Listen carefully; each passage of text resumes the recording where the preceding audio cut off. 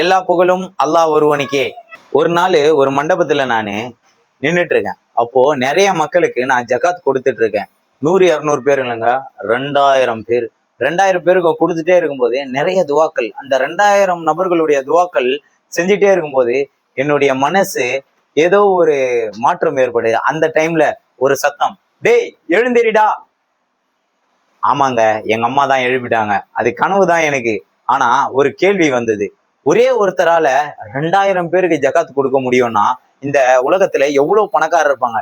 எல்லாரும் சரியான முறையில ஜக்காத்தை நிறைவேற்றினா ஒட்டுமொத்த உலகத்திலயும் இஸ்லாமியர்கள் ஏழையாகவே இருக்க மாட்டாங்க. இன்ஷா அல்லாஹ் ஜக்காத் கொடுக்கறவங்களுக்கு அல்லாஹ் பரக்கத் செய்யட்டும். ஜக்காத்து கொடுக்காதவங்களுக்கு அல்லாஹ் ஹிதாயத்தை கொடுத்து ஜக்காத்து கொடுக்குற மனசை கொடுக்கட்டும் இன்ஷா அல்லாஹ்.